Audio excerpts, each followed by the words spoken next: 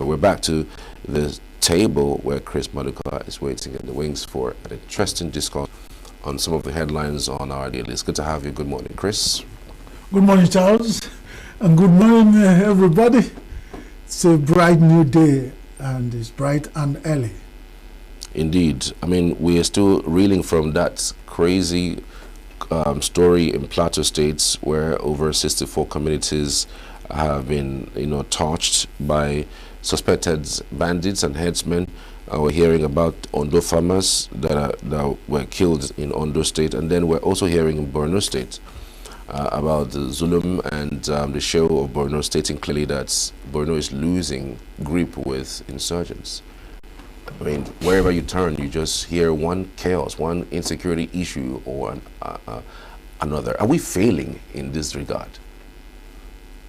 My father said that if you neglect a stomach upset, that, especially that biting one, the one that always bites, that stomach upset that will bite.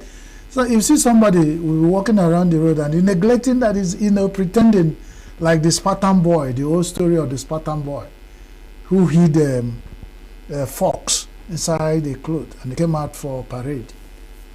In the name they say Spartan boys don't cry, they don't show pain. The fox nibbled at his intestines until he dropped dead. So if you neglect stomach upset, he would suddenly drop dead. What I find in Nigeria is we tell ourselves lies. A lot of lies hidden under political rightness until things get bad. Boko Haram in northeast, northwest, north central that has filtrated the southwest, southeast, south has been neglected. People are talking, if you talk too much, it's like you want to, people are pretending. And these people are nibbling at the intestine of Nigeria, and it's getting bad. To tell you the truth, I am afraid we are losing. It's at this time that these people are coming up to, it's at this point that people are coming up to now come up and tell us they are losing 64 communities. How many communities are in Plateau that 64 should go into the hand of bandits? Then the Borno has been on the fight of bandits for long. Nigerian establishment didn't want to tell us, but we know that some people there are telling us that there are certain communities for a very long time, these over 10 years, that have been controlled by bandits. The communities pay tax to bandits. If you go to a farm, you go and pay homage. If the farmers harvest, they will take homage to them, half of 10% of all their harvest put together to go and give the bandits. And among them there, they are recruited just like Nigerians, which we are not sure they are. There's among them you find the people who are selling guns to them, who are smuggling fuel to the bandit camps and terror camps. It's among these people in those communities and states you find. So Nigeria is a complex disaster bomb waiting to happen. For one reason or the other, some people have decided to just keep us on the restless run and palpitation. Why is it that their major aim is to kill, rape, maim, destroy? You see viral video, you need to ask yourself, are these people humans? Then something is wrong. This living under headers, farmers clash, but you find out that this is a total war declared against Nigeria. It's no more headers. Headers what? Nigerians in the history of Nigeria has lived with headers. We know some part of Nigeria are nomadic herdsmen. Yeah. They move around in peace in every community. I grew up to see them. The parents carry their cattle, go their own way. Before you say you saw them here, you are seeing them in 20 miles away, going peacefully in their life. Whenever the night meets them, they sleep and wake up and go. They have peace on their own, live peace in their trail. Since this issue of Boko Haram came, it has taken different dimensions and mutated into what we called Different types of terror. The worst that people did not know is hunger, sabotage, terror they came with. When the farmers can go to the farms, look at the painter of beans. And they started from the north, where this food, the whole food, the food basket of Nigeria, they started from there. Now, you don't even know where, because as it's happening in the middle belt, the plateau, the Benue, every day, killings. For what? Look at the latest in plateau, Bokos. Now, this morning, we're hearing 64 communities in Plateau State or Federal Republic of Nigeria have been lost. The first time I'm hearing in Plateau, middle belt, inside. Then at the veggies like Borno, you can imagine what's happening. Well, now, what Emir is coming out this morning, the governor has been shouting, fighting. He has gone to negotiate. His convoy has been attacked severally. He lost some of his men. Governor. No, but my problem is, why is the president not declaring state of emergency in these areas? Yesterday we said there are several topics in Nigeria, issues we need to declare state of emergency. We know there are. We do the last thing first.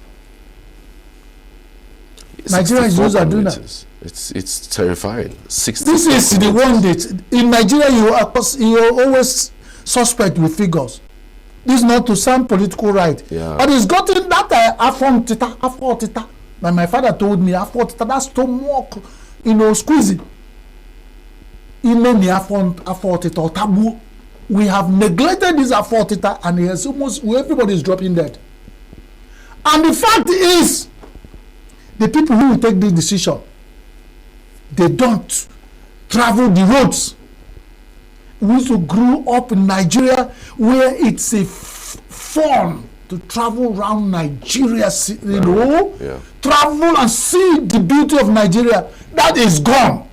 Our children are cocooned in the environment. They cannot travel Nigeria to look for their destinies.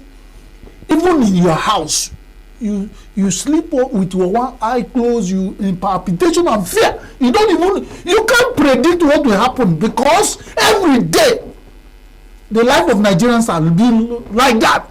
We are not counting the number. You say 54 Nigerians killed. It's like 54 grandma to put it on the mouth. Like that every day. Just tell me, just count it, and nobody. You feel the kind of emergency Nigerians.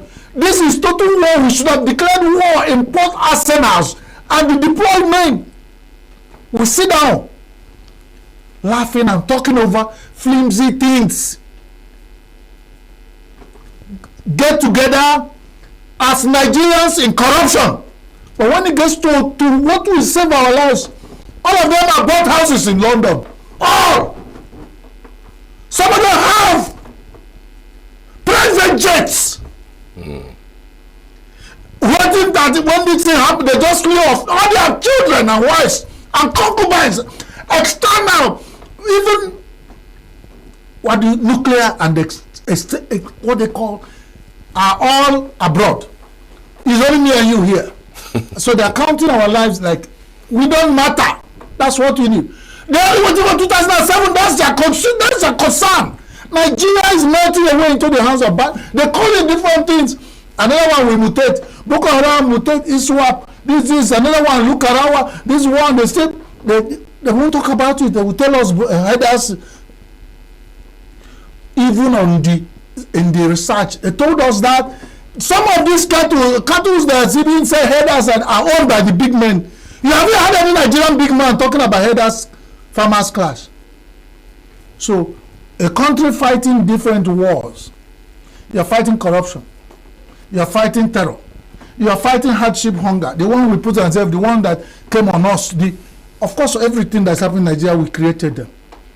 Some people opened the borders to win elections. They finish now and they are relaxing. They might not even be anywhere near Nigeria in their extension of Aso Rock. With all their people protected by Nigerian police, the little we have. And me and you are vulnerable, open We just move around. Anywhere we die is our fate. The same country. All of them are still looking for campaign now. They're campaigning, building grounds, looking for who will vote for them in 2000. They're not even, the little that we left, of course, we didn't depend on our votes. If they need our votes, they would have cared about their lives. These are lessons to Nigerians. The politicians in Nigeria do not depend on your vote. If they care for your vote, they want you to leave. So the sooner you die, the better for Nigerian politicians. That's what I say. That's my opinion. It is sad. I cry every day for it. What is this?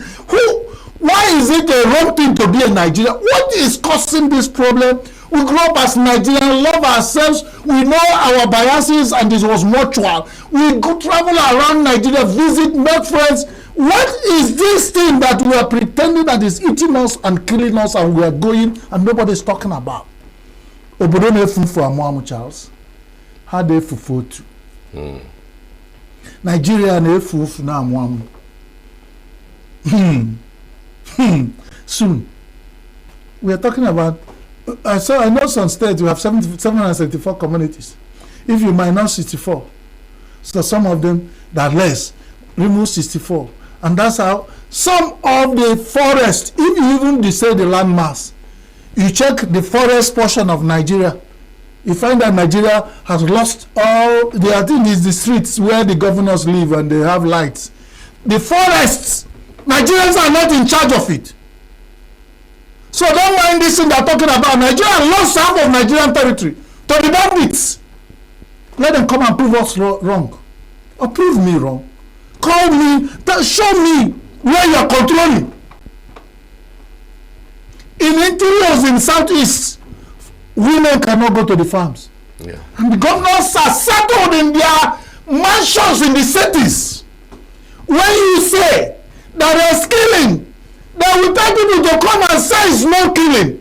They will baptize it. They will start arguing whether it's mass killing or single killing. For Nigerians, there are some killings that are accepted. Single, when they kill you singularly. But when we put it together, it won't be a mass killing. So keep Nigerians killing them one by one. Don't kill them together. So that we make political righteousness. Charles, I don't understand what is happening. I do not understand. Why every day I feel I'm insulting God every day. I call God to help Nigeria. What has God not done for this country? What has God not done for this country? And it's enough for us to live in peace. We have land space. We have resources. We have human capital. We have everything. We have good environment.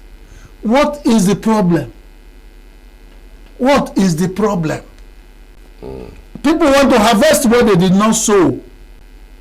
That's the only thing. And everybody running around it, instead of calling spade a spade, they're calling it farming tools. But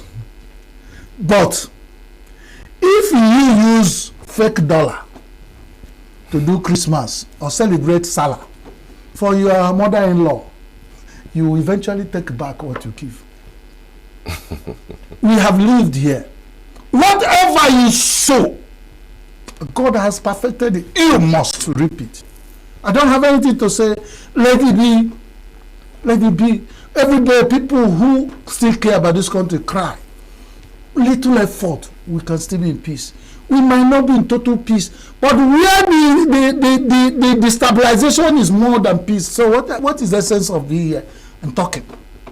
So the survival of the fittest. 16,000 doctors. Of course, our time is up, I know. But how can we be dying and we're talking another thing? What else can we talk here when we don't have life to live? 16,000 doctors exit Nigeria in 7 years. And in FCT hospitals, 5 years. In 5 years. So there I said, Garden says 7 years. The fiscal loss says federal government. Federal government is counting in fiscal loss, monetary loss. We are counting the life of Nigerians because in FCT, patients are frustrated and stranded. Federal capital territory of the Federal Republic of Nigeria. If you use that one as a measure, check the villages in Nigeria. when we have federal government and state primary health centers overgrown with weeds. In fact, some of them have become hideouts for kidnappers. Some of them have become hideout for dangerous herdsmen. They use there as their resting place. Go find out. Many at the primary health centers, they cannot. In some places, they try to service the people who come from travel from wherever they are, could come there on visiting health officials who count time. They come there, do dispense Panadol within 2 hours. They've all go back to the cities. They are not supposed to be in the villages because government has not provided anything for them. And we are talking about some quack nurses, not even qualified nurses. You don't see doctors doing that. Because in the cities where they are living in high esteem of big people in the cities, they don't even have enough doctors to service them. So they forget, the ones in the village are forgotten. They just forgot. Let's wonder, herbal medicine has taken over. People are going back to herbal medicine. When you don't know anything, you go into your bush, anything your mind tells you, you put it together, cook it and drink. If your liver survives it, you still kick. If it goes with it, you really need a chofe. That is Nigeria for you. That's huge number. With Nigeria, you know what the Guardian said? Government is counting fiscal loss. And if people who are listening do not know, my Nigeria said with 16,000 doctors, we are losing money. But I said, with more than these doctors left in 7 years, we are talking about over 5 million of Nigerian medical personnel. In all of, they're talking about doctors. What about nurses? What about the lab technicians? What about the physiotherapists? What about the radiographers? What, the whole health sector have all jacked. Woe betide anybody who falls sick within this season. You begin to write your will. Once you start feeling headache and symptoms, call your family, write will, because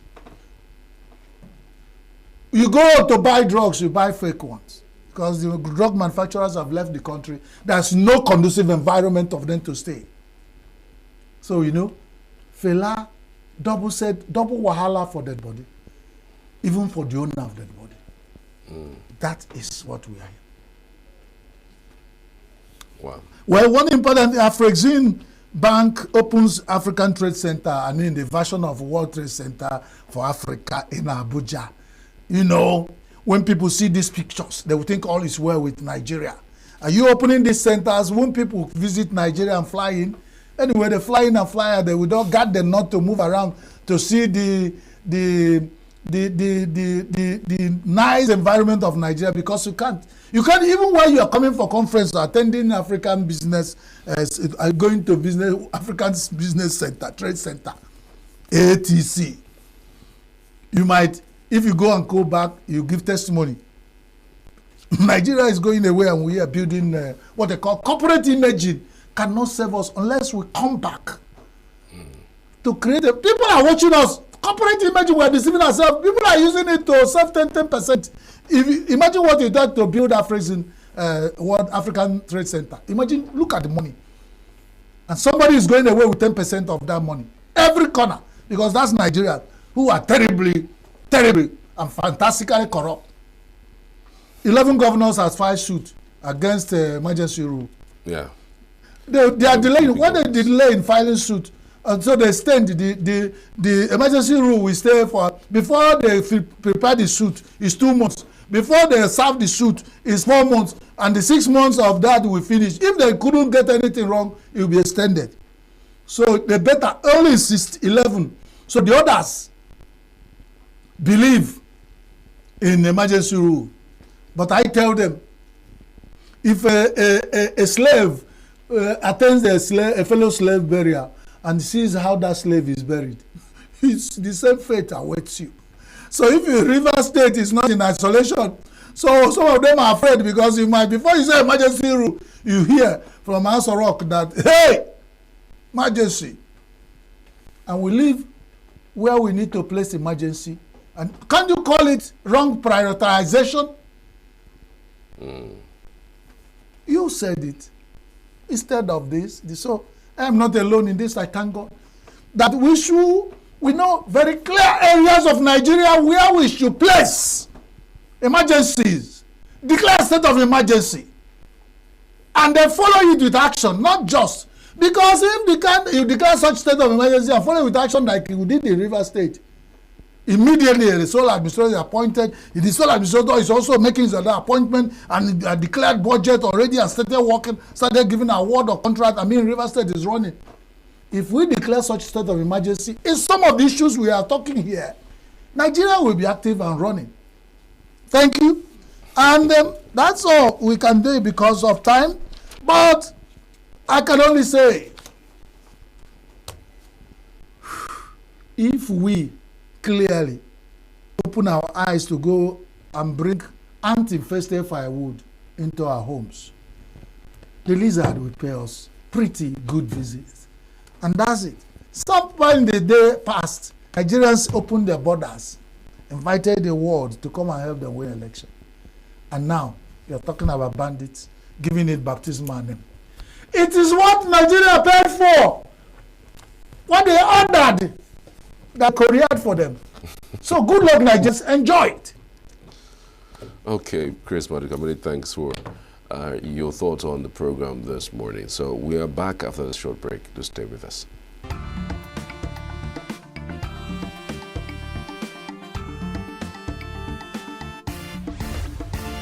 Signature TV, news in your pocket.